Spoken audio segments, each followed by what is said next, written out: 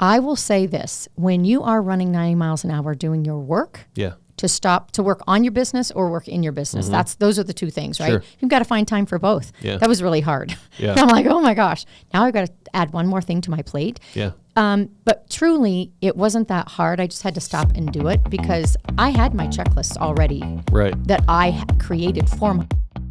Welcome to Agent Success Podcast. If you're a real estate agent looking to succeed in today's crazy market, well, you're in the right place.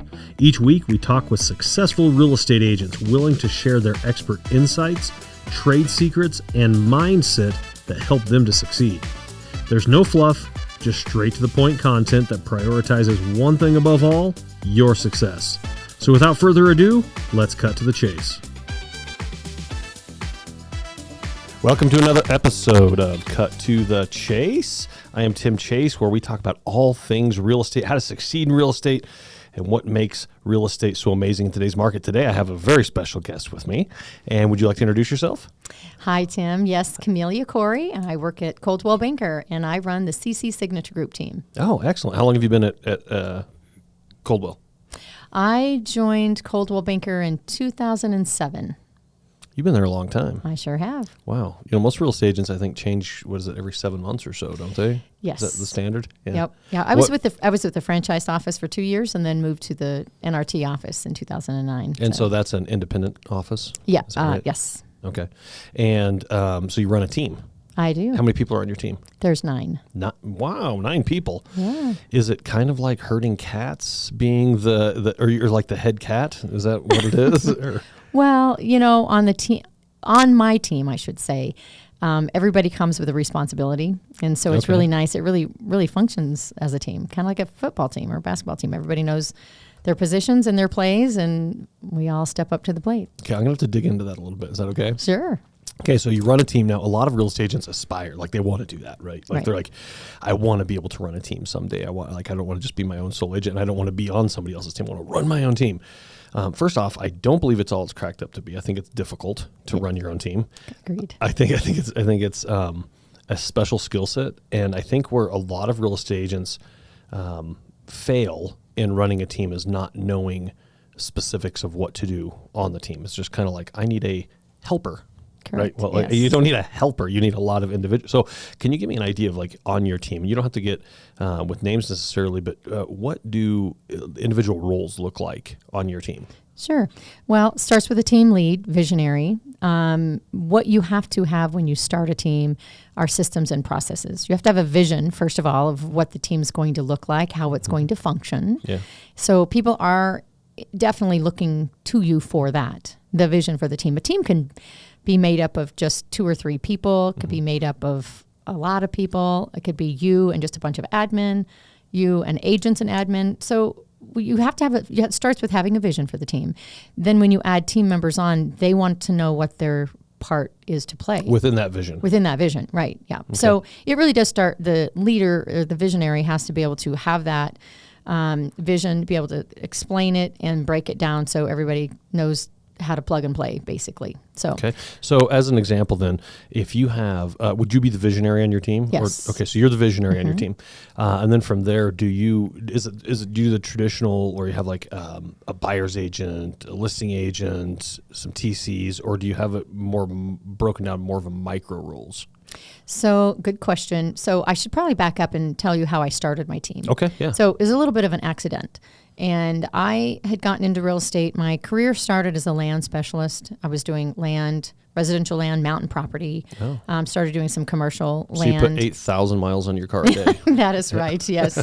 Yeah, the car dealerships will not let me lease a car. They're not good. Like you broke your lease in 3 months. That's right. So I started there and I went into commercial a little bit more. The economy was not good when I got into the market. So back in the 06, 07. Oh, yeah. So in about 2012, I switched from residential land and commercial land and commercial to residential homes, selling land, new construction, residential homes. When I did that switch and the economy turned back on, I I was doing way more business than I actually could handle myself. Yeah. So I was kind of forced to reach out for help. And where was that business coming from, real quick? Was it just through your efforts, or were you on like at a place that was feeding you leads? So that's a really good question. That was a long time ago. I was so into the land world. That was just, that was all I did, a land specialist. I still do a lot of land. Yeah. And at that point in time, we went from nobody building to now everybody's building. Everybody's wanting land. And so, I had a lot of listings. My marketing was out there. We switched from print ad to online and digital and social. That was a big change. It was very difficult, actually. Like, wait, my Yellow Page ads doesn't work anymore? I know. Right, exactly. So, everything was changing, and you're changing with the times. And I just think it was the time that the doors opened up. Okay. And I wasn't buying ads or anything like that. I think it was just word of mouth. You're out there once you're out there. You're working. And I mean, you work hard, and then eventually your hard work pays off, right? I was in the payoff time, right? So it's like it works if you work it, right? That's right. Yeah. That's right. And real estate is cyclical. You have the hot times and you have the cool times. You need to know what season you're in real estate. You need to know, when it's time to farm and plant, and then when it's time for harvest. And that's just the nature of the business. So at that time, I was working till midnight every night, back up at 5 a.m. And I just thought, I need some help. I can't. This is not a life. Did you have a family at this point? No, my kids were grown and moved out. So you were empty nester, basically. Yep. Okay. So staying up to midnight, it wasn't. It just sucked. It wasn't like, oh man, I got to get up early and help my kids. Right. It was okay. Right. Gotcha. But I had, previous to getting into real estate, I had homeschooled 5 children. Oh, and wow. So I was used to long days, Yeah. short nights, being very disciplined, very organized, checklist, things like that. Yeah. So that world of homeschooling was the perfect setting to prepare me for real estate. Interesting. Wow. Interesting. Yeah. Okay. I can't think of anything that could have prepared me for real estate than that. And I didn't know it at the time. Yeah. But when I got into real estate and I realized, wow, all those skills I used in my home to organize my home, manage my home, run my school, I had a co-op that I helped run. And But you had different age kids, you have different grades, you have different lessons. Very, it's like those old schoolhouses, right? Where it's like kids from 6 to 16 come in and you kids read and you kids were learning the alphabet, and the amount of intentional actions would be huge. You have to govern yourself well. Yeah. Just a stay-at-home mom, just to run your home well and to raise your children and to give them values and things like that. It's very intentional. You wake up with a mindset that today matters, and everything I say matters, everything I do matters. And when you wake up with that, no matter what setting you're in, you will succeed, and the people around you will succeed. And so I had that coming into real estate. I had that. And so I got into real estate, and it was hard. It was not easy. The economy was, 2006 was my first year.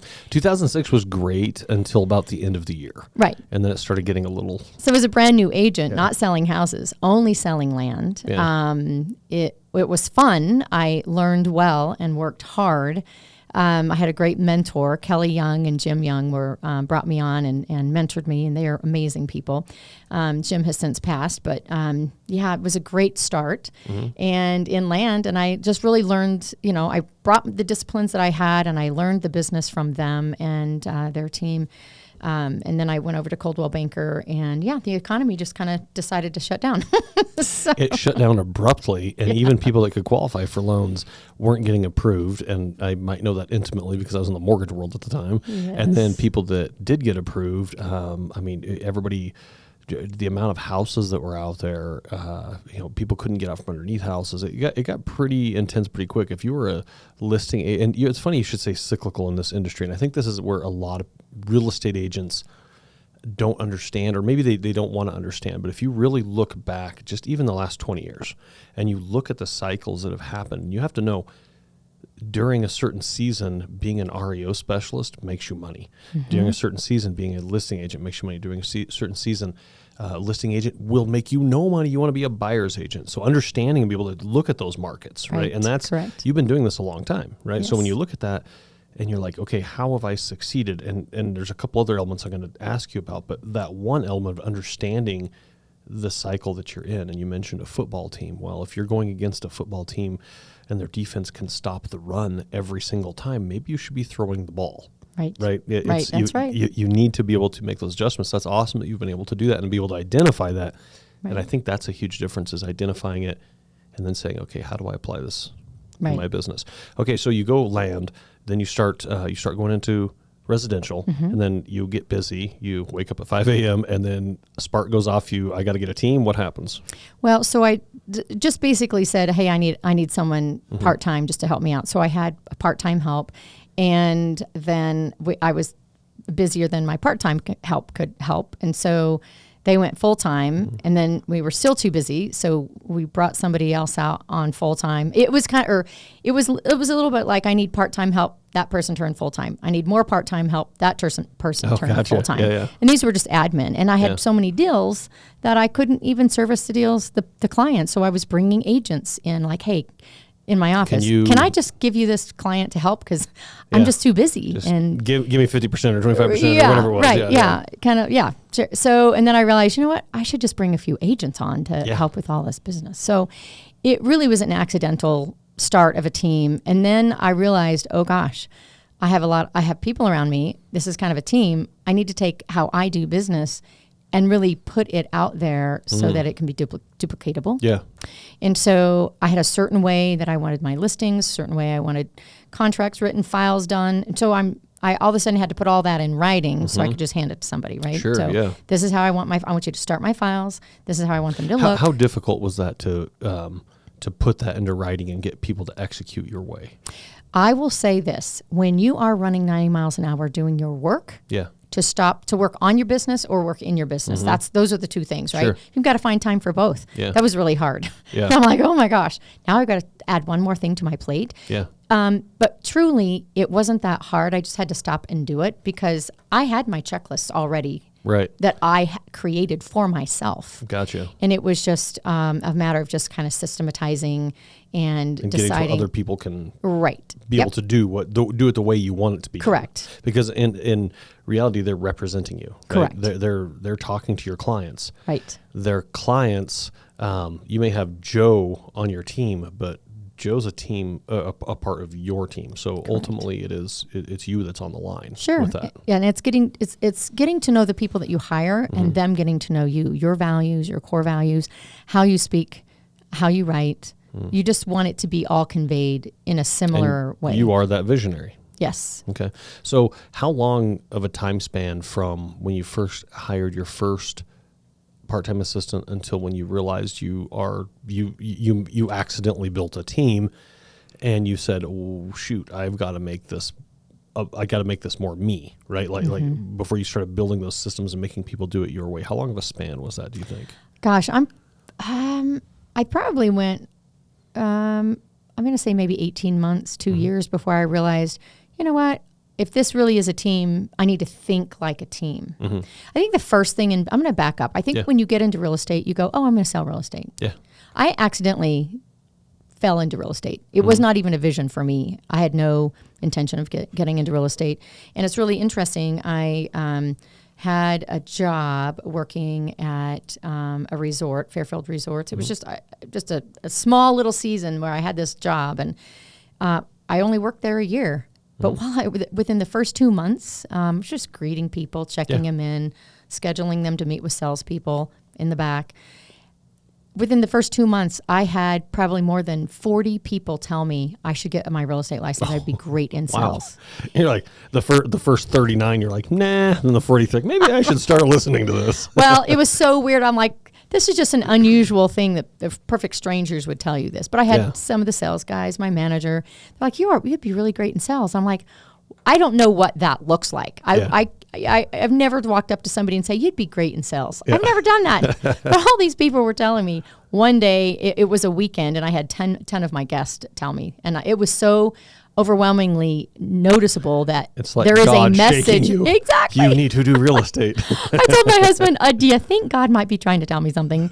I'm starting to figure this out because my mind. You're stubborn, but we'll get you. I know. Well, my mind was, I'm a homemaker. I am raising children. I am homeschooling children because I still had, at that time, I still had 3 I had 5 children total. So I was a senior. So I had 2 about out, and then I still would have 3 at home for a few more years. So my mindset, I was not even interested in doing anything other than being a homemaker. I'm going to finish my homeschooling. My career of doing this. Correct. Because I helped run a support group, a co-op school. I was deep dive into it, loved it. It's the greatest passion of my life, homeschooling. Next to that, being a grandma. How many grandkids do you have? We have 11. 11 grandchildren. Yes. Wow. And what age range do you have in there? Well, the oldest is going to be 10 this year, and the number 11 will be born in December. So this year. Yeah. Holy cow. 10 to So Christmas time comes around, or Thanksgiving, do they all land at your house? if they can, we have some overseas and okay, gotcha. And out of state. Wow. But yeah. There actually will all be together this weekend. So. Oh, really? Yes. In Springs, where are you going to be? Yep, in Colorado Springs. We live in Monument. Okay. And gotcha. so, yeah, they will all be in town July 2nd. I think all the children and grandchildren will be in town for a week. The first 2 kids that you have, you usually do pretty good on names. By the 4th one, you're calling somebody else's name. By the time you have 5 kids and 11 grandkids, offspring, right. go do this. Oh my goodness. Yes, it's called being intentional. Like, who am I talking to? What is their name? Yes. Yeah, and I have to make them feel important. So now you have 16. Well, actually, you have spouses mixed in there as well. Right. So you have over 20. That's right. That you have to be intentional of actually taking care of. Right. Wow. And then, that's why I really love, when you get into real estate, you're like, oh, I want to be this great real estate agent. And as a young mom, I had zero intentions of doing anything other than being a mom, right? So I didn't have career goals and mom goals. And some people do. They start young like that. I did not. I was a young mother, loved being a mom. I think being a mom, especially a mom of many children, and then you embark on homeschooling. Yeah. It is like your career. Yeah. And you are a working mom. Well, you're literally, it's like you developed a team in real estate. Yep. You developed a family team, and you're teaching them how to do things and how to act and how to react in the world and how to be good humans. That's right. So it's kind of meshes right. all together. It was a perfect beginning for real estate. So when I got into real estate, it was because everybody gave me this message, and I thought, okay, I'm not going to miss an opportunity for my destiny, right? So I thought if that's the next chapter of my life, I'll embrace it. I said yes to it. So a few years later, I did get my license. We moved to we were in Pagosa Springs at the time, but we moved to Colorado Springs. I did get my license, and I was like a fish out of water a bit because I didn't know anybody. I didn't know real estate. I didn't know anything. I was flying blind. Brand new to real estate and brand new to the area. Correct. That'd be very difficult. Very difficult. I had great mentors to start me out. And so I had no idea where my business was going to go. Yeah. I'll never forget my managing broker at the time. I had been in business for a few years. I was at Coldwell Banker, and the managing broker, I just said, you know what, I'm at a time in my life, in my career. I was still young in my career. It's like 3.5 years in or something. And I just said, I just would like some advice. What advice would you give me? Yeah. And he said, are you treating your business like a business? Yeah. Or are you treating it like a pastime? Or a hobby? Yeah. I'm like, what does that mean to treat my business like a business? I'm like, you know what? I've been doing real estate. I've been working real estate, but I haven't been thinking about it like a business. Yeah. And so I remember, I can see it. Sometimes people say something to you and you freeze in time. Like, boom. Yeah. It's like, I can go back and I'm like, oh. Freeze frame. It was a moment. Yeah. And that's when I said, okay, this is a business. And then I started realizing it's a little bit like homeschooling. Yeah. Am I just like teaching my kids, or it's like, is this really a homeschool? Is this a moment in time where I can look back and say, I planned, I prepared, I executed, this went well, I'd go back and do it all over again. And you know what's interesting about that, though, is had he said that to you at a different time in a different place, it would probably not have the same impact. Correct. Right? Which is interesting because you could say the same thing, right? And this had a huge impact on you, but you were ready for the message. Yes. You were prepared and you were seeking that message. Yes. The message wasn't necessarily, you had 40 people tell you to get into real estate, so the message maybe was seeking you, but that particular message for your manager at the time, you have to be prepared for it. And that's something that I think a lot of real estate agents fail to do is they get in it's like a myopic view. Like they're really down to this little tiny piece where they're focused on it. They're not looking at the whole big thing. Like, what is my actual vision? Right. Like what service do I want to deliver, and have I written this out? In my bag for the last 5 years, I have my vision that I've written out, right? And it's very, very clear, and I read it to myself. And I've never read the whole thing out loud to anybody ever in 5 years. But I've given them bits and pieces, but it's so personal to me that I almost feel like it's too personal to share with anybody in the grand scheme of things. But here's the weird thing is when you prepare your mind properly and you plant those seeds and you do what you're supposed to do, you can even look back, 2 years ago and you're like, hold on a second, that came to fruition. Yes. How did that happen? That's right. I didn't even realize that. Right. Holy cow. So let me ask you in your world of real estate, okay, because you've obviously see what it takes to succeed.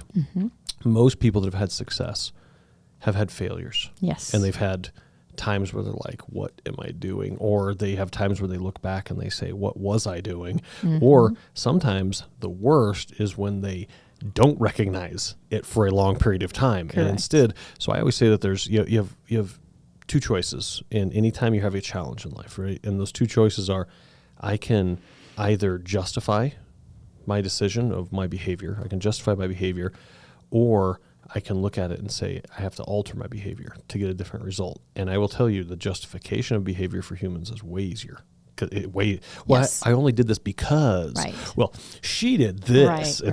So I'm justified in doing this. So when you become a salesperson and you're not having success, usually you're looking for at first you try to grow, but then you look for the justification. Well, geez, the market's tough. I mean, nobody's doing a lot of business right now. The market's too tough. Oh, geez, you can't build a team these days. People are just too independent. Oh, why would you work for a big name brand, just not open up your own thing? Yeah, that's a worse decision. Like they have all these like limiting mindsets, right? Yep. So with you, when you look at that, what challenge have you looked at in yourself? Like where have you, and you don't have to get too personal, but as personal as you want to get, where have you failed and what impact did that have? How'd you have to overcome that? Sure. Well, I just want to go back to what you said. Sometimes when people succeed, they've had failures. I think every time you've succeeded, you've had failures. Those failures are the correcting points. It's not failure like, oh, I just lost. It's a moment of correction. Yes. And so it's funny, just this morning in my quiet time where I'm like, get ready for the daytime, I thought I'm looking for my next lemon to make lemonade. Because I think if you're not always being stretched, always saying, okay, I'm going to do this. If you're just flying on easy street, you are not growing. Yeah. If you're not always making lemonade out of some lemon somewhere, you're really not that growing. lemon is always there, right? That's you right. got to find that lemon. Absolutely. And so I have a quote, and my team knows this. This was part of growing a team, getting everybody on the same page with mindset. Hard is not bad. It's just hard. But inside every hard, there's a gift. Interesting. That's my version of saying, fine, you got lemons, go be making lemonade. Yeah. So no excuses in life, no excuses when life gets hard. It's just the opportunity for you to be that next version of yourself, that next better version. And I think when hard shows up or failure show up, it makes you bitter or it makes you better. And it's a choice. Yeah, it is a choice. You are who you have decided you will be.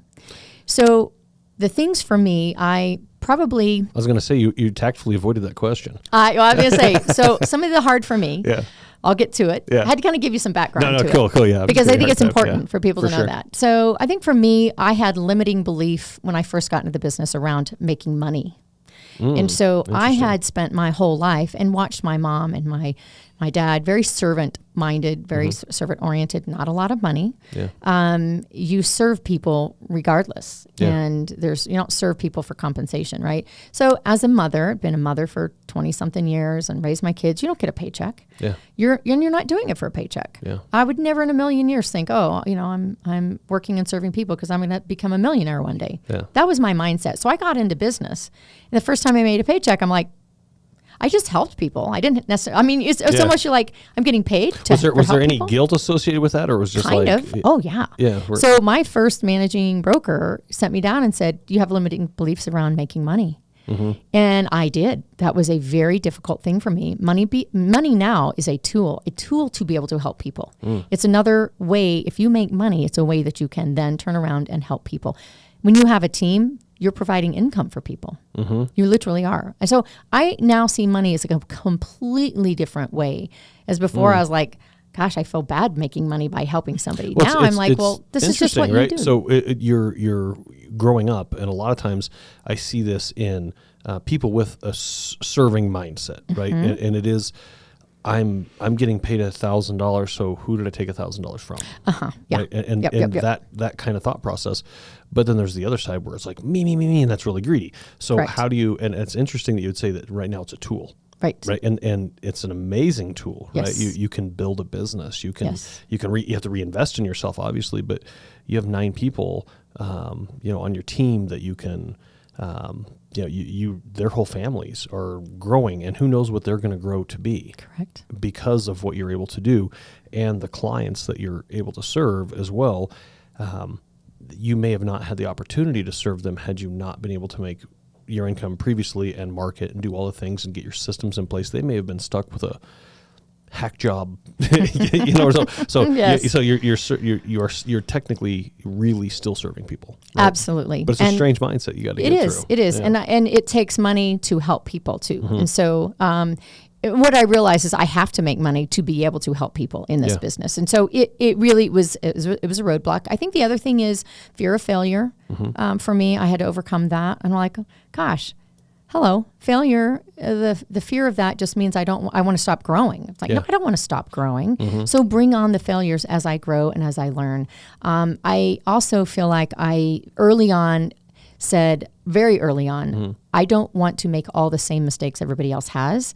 And so I want to learn this business from other people. So I would do a deal with somebody and say, I'll split it 50-50. I just want to do it with you. I want to watch you. I want to hear you. Oh, wow. And so for years, actually, if there was something new, I'm like, I want to learn from somebody. So I think I got years and years and years of experience early on because I was learning from the greats in the industry. And I think that's the value even of a team.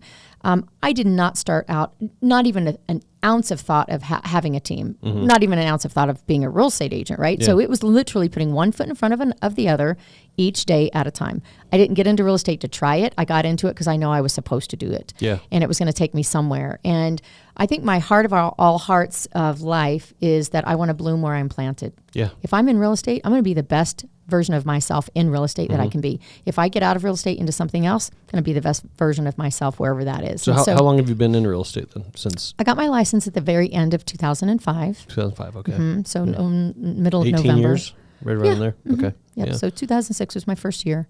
Okay. Yep. So you've been doing this for 18 years. What, and this is going to be kind of a, maybe you can answer this based off of your personal experience or maybe just what you see. Where's the biggest failure point for agents that are either have been doing it a while and just aren't succeeding or new to the business? Like, where is their biggest failure point? I think sticking with the basics. Okay. Real estate's about 3 things. Number 1, you have to understand the cyclical nature of it. So you can't spend all your money when you get it. You have to save up for the rainy day. That's just how it is. Yeah. So that's number 1. Number 2, mindset and personal self-discipline. You have to wake up and make yourself go to work every day. Yeah. And if you just sit around playing video games or, I don't have work, so I'm going to go play golf or whatever, you need to be working. Yeah. Even when you have no clients, right? And so that personal discipline of self, mindset, actions, and things like that. I think in real estate, it's like, oh, I don't have a client, so I don't have to go to work today. I don't have anything to do. Right. Yeah. That is so bad, right? And then, So what would be the third? Third thing would just be doing the basics better. Having call time, writing out your business plan, reviewing your business plan, prospecting, just all the things in real estate that we know we're supposed to be doing every day. Networking. And that should come, everybody should have a business plan. Everybody should say, if I have nothing to do, I'm opening the book. Oh, these are the things that I can do. Yep. Right. So when it Here's slows, my plan today. right, here's my plan. There's always should be a written plan, a book that you can open up and say, these are the things. when I got into real estate, there was we didn't have the computer and internet and all that kind of stuff. Yeah. So it just You've got mail. right. Oh my goodness. So there's so much more to do. Yeah. Doing video, shooting video, posting social. It's interesting that you would say that everybody I talk to that is successful in real estate, it is amazing how that always comes up. Mm-hmm. Go to work with a plan every single day. Absolutely. It's an 8-hour-a-day job. That's right. Right. It's not a 2-hour and now I got to go and do this. I got to go. It is like have your plan. Mm-hmm. And part of that I think is you have your vision, but you also have what you know you're going to do every day. Correct. Right. Yep. So on your team, do you have designated call times? Do you have designated people you're going to call on certain days or certain times, past database, past clients, future clients, or how do you break that up? Right. So now you said on the team, so meaning all my agents are required to do the same thing, or are you talking about me personally? I guess more, you personally, but what have you pushed down to the team? Like Sure.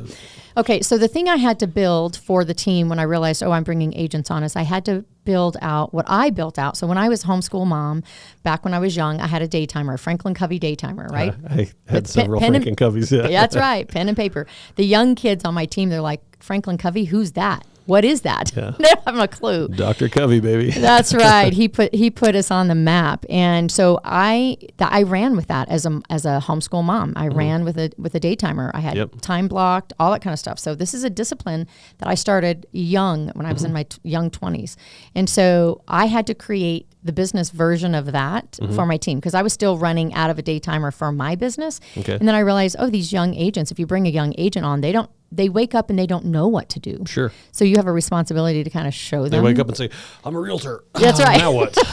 That's right. I'm sure everybody will call me when they're ready to sell a house. Exactly right. One of the best things that my first managing broker told me was, you're in the office, go to work.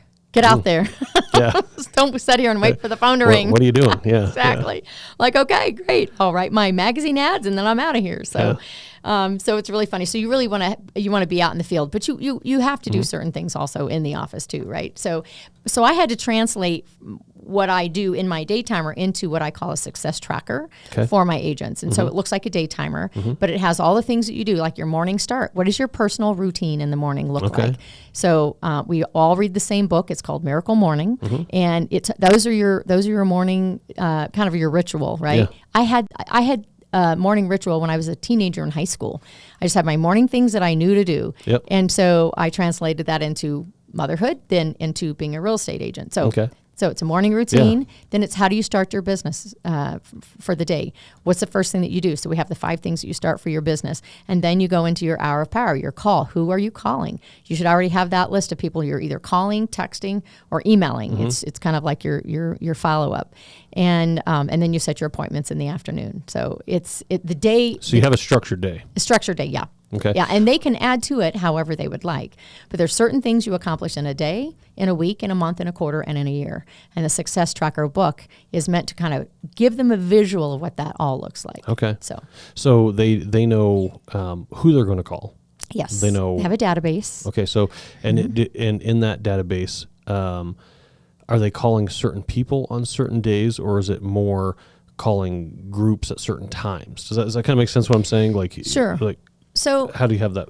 Okay, so for me personally, I do 2 big call days a week. Okay. But I'm calling every single day. So you've got clients that are buyers currently, sellers currently, you're negotiating offers.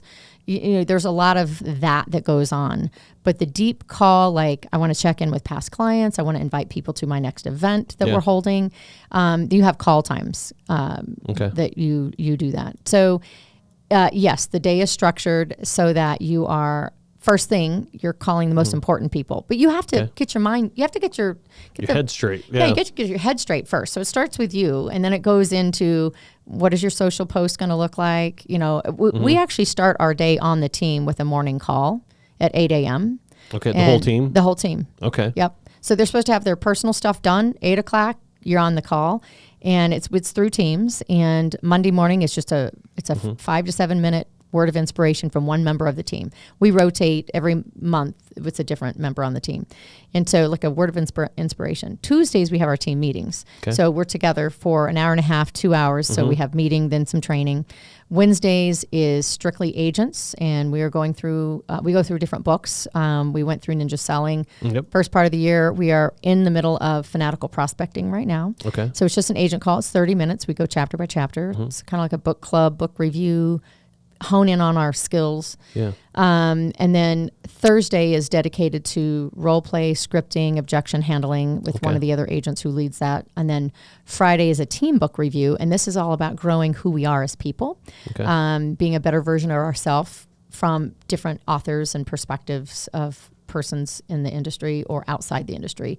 So we are currently reading the book, How to Win Friends and Influence People, which everybody has read 1,000 times, but we're doing that as a team. Is that Carnegie? Is that who did that? Okay, yeah. That's a fantastic book. It is. It's a good book. So I had my son read that because it was really, really good. Yeah, when he was younger, he's like 15. I was like, oh, you got to read this. It's just amazing how true principles of life never change. Human nature is going to be consistent. Yeah, that's right. Marketing may change, social trends, cultural trends, all that stuff, but the humanity part of it, and that's why AI is not necessarily. Everyone's freaked out about AI, but you can't not like what we're doing right now, right?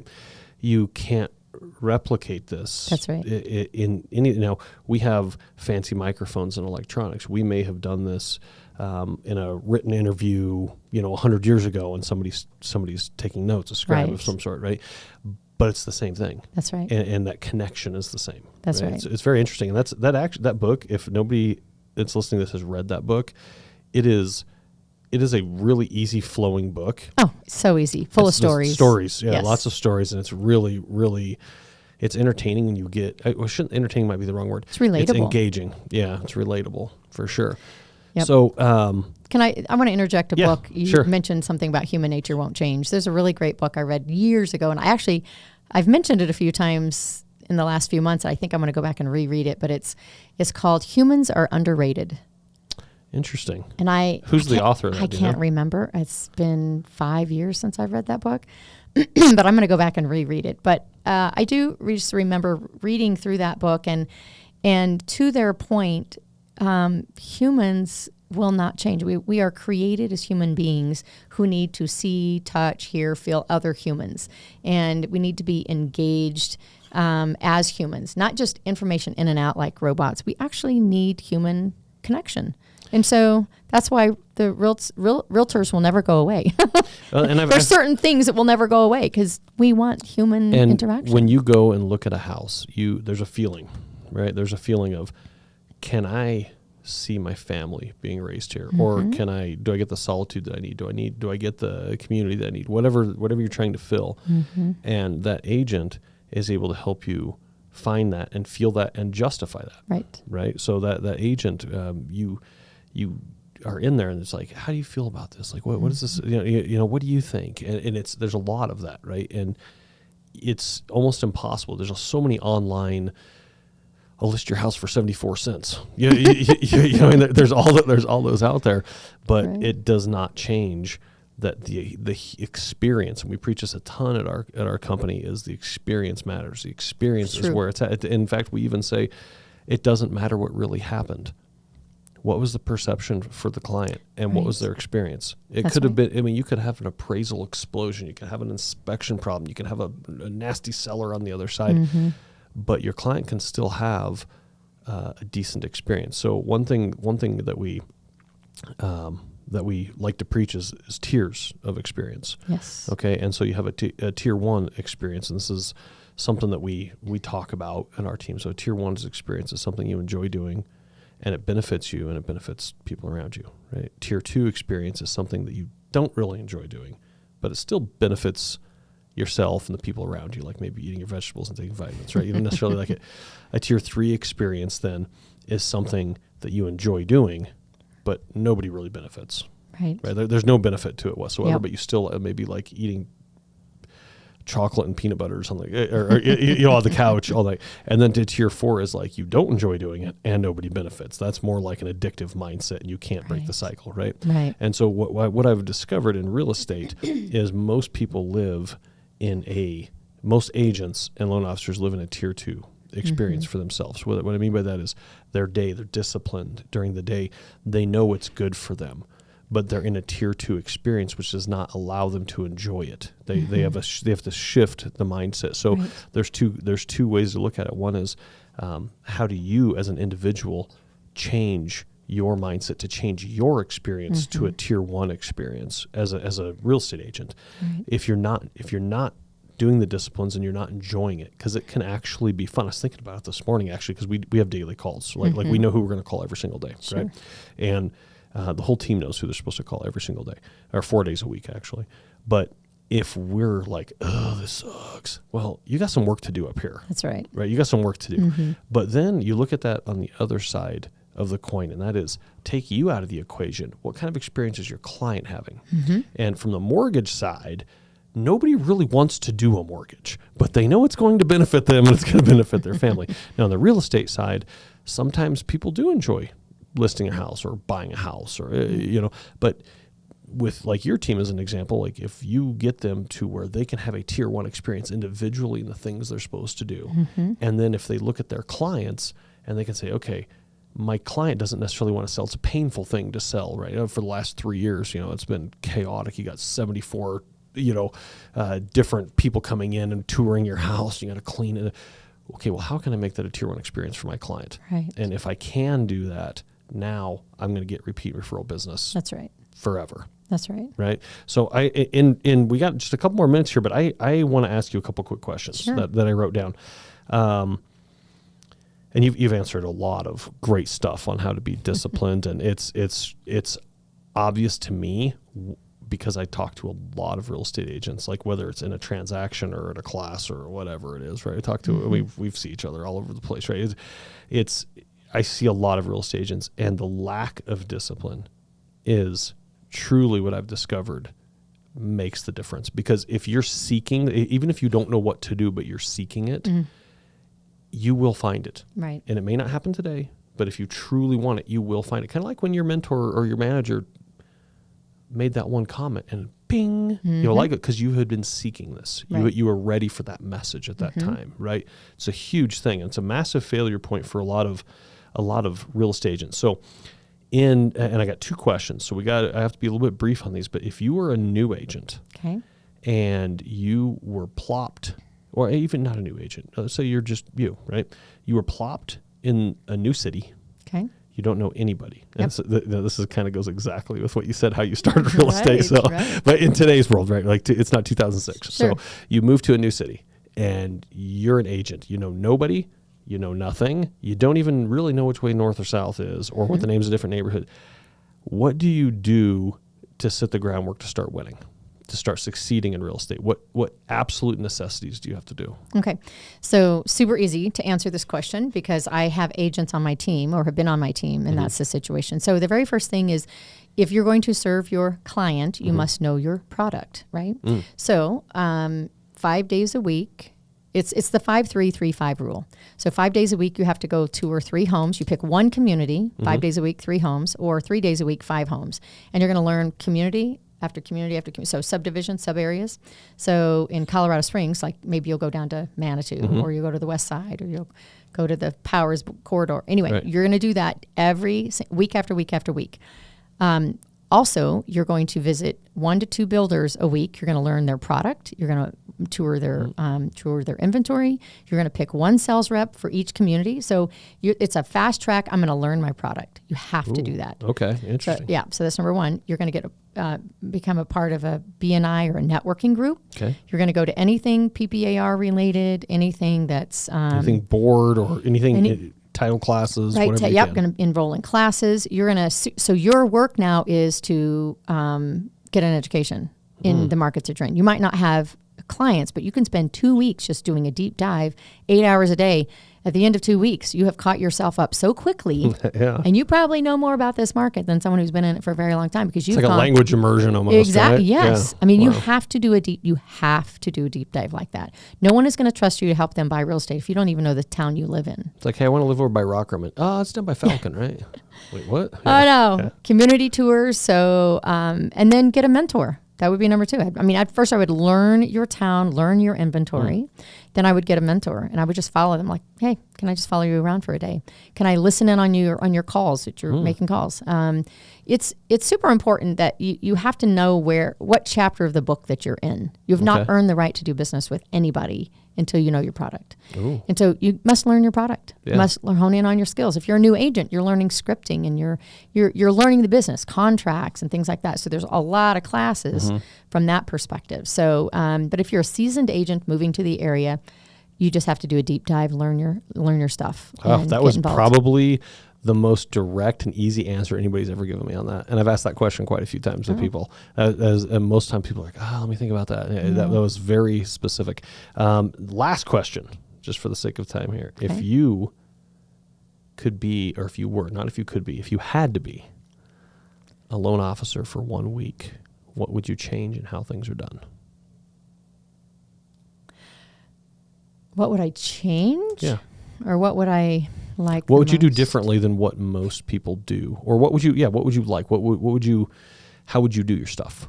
Does that make sense? I'm just going to say that it boils down to one thing, and it is communication. Regular communication on what's happening and why. Okay. Sometimes you can tell people what's happening, but they need to know the why behind it. Yeah. And because it's confusing. It is like a whirlwind. You step into I think I want to buy a house. Yeah. And then that's a whirlwind. Yeah. But then when you write an offer on a house and everything it's like, oh, wait, what's the earnest the walls are moving. I know. It's so much information. Yeah. And I think regular communication of the what, this is what's happening and this is why. Oh, interesting. And then just calm them down. Like, okay, we're just going to do this one step at a time. Yeah. I've got you. And this week, this is what's happening. And this is why these things must happen. So that would be probably the bottom line. This has been an amazing time. I really appreciate it. You're welcome. And thank you for being here. And you've answered so many questions. And I think you've really helped agents that will listen to this to understand that first off, there's absolute hope and there's direction. Not just hope, but there's direction how to get to the success. Yes. Right. And and you have to define what that is. What is my vision? Correct. How do I do that? And then what do I have the discipline and the daily discipline to do that? And I would say if you don't, call this girl. ask for. You said get a mentor. Call this girl. Figure it out. Well, thank you very much for being here. Thank you, Tim. Had a great time. And that was another episode of Cut to the Chase. Catch us every single week for more real estate tips and how to succeed in real estate. That wraps up another episode of Agent Success Podcast. Remember, you can find new episodes each week at agentsuccesspodcast.com. We hope you found the insights and best practices shared today truly valuable. And if you did, please subscribe, rate, and leave a review on your favorite podcast platform. Remember, your success is a journey of learning and improvement. So let's keep hustling, thriving, and learning. Until next week, this is Tim Chase.